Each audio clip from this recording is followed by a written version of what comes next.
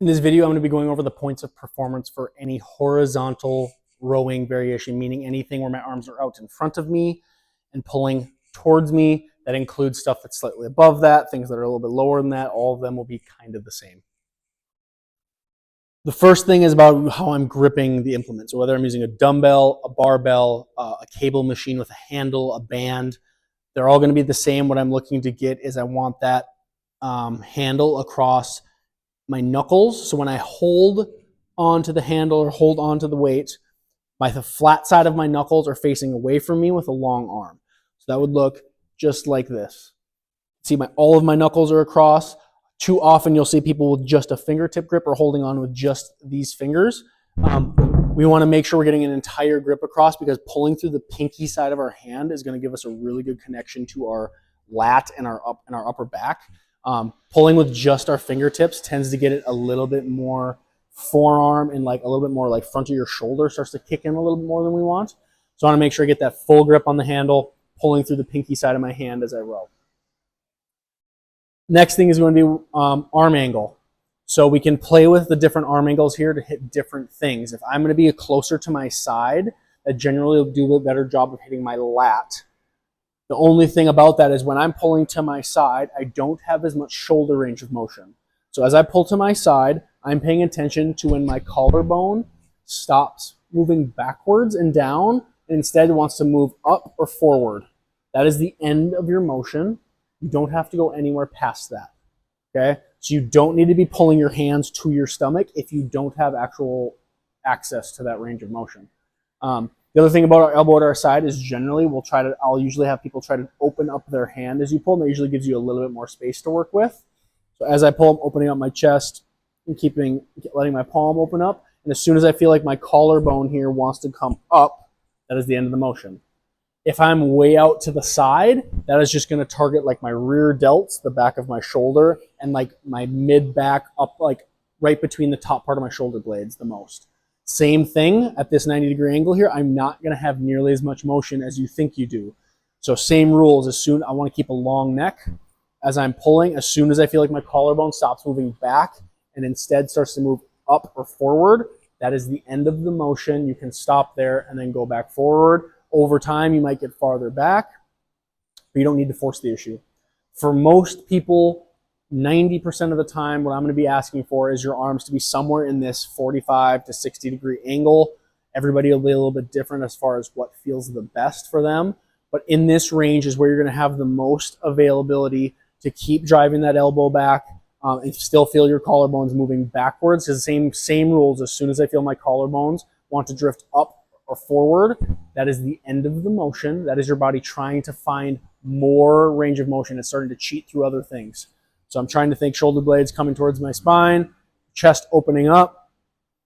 Right there is where I feel like my shoulders stop moving back, and I feel like my shoulders want to start to come up. If I go farther, that's the end. I'm going to stop there. I'm going to control the weight back forward. Okay? So when we're setting up for something like a bench-supported row, which is going to be by far the most common variation that I give anybody because it's the simplest, we can progress it forever, and it is a great way to work all the things we need to work.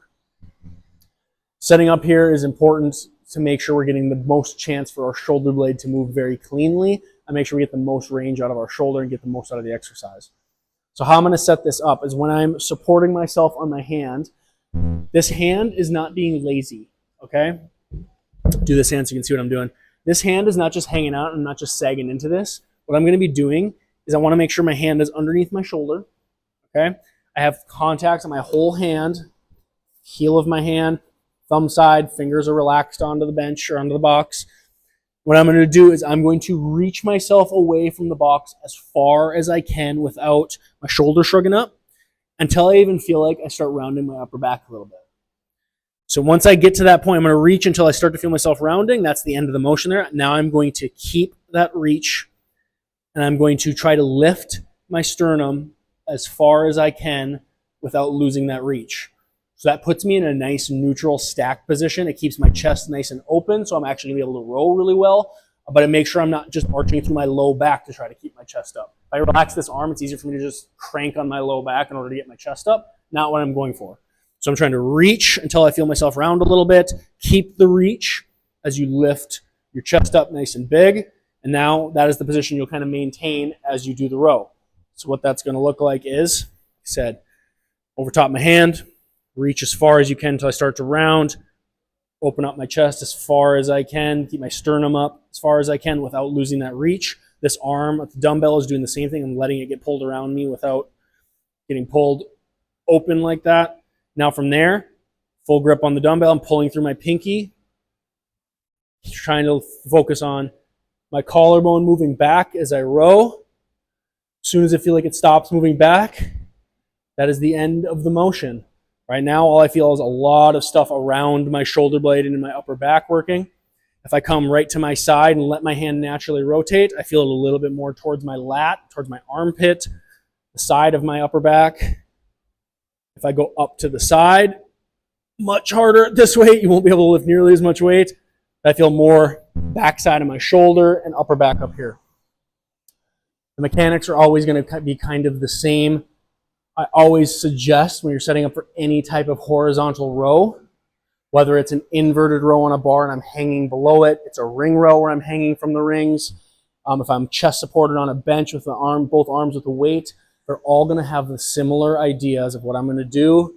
Let my arms get pulled, or I'm going to reach my arms until I feel like my upper back starts to round a little bit and I'm not shrinking my neck.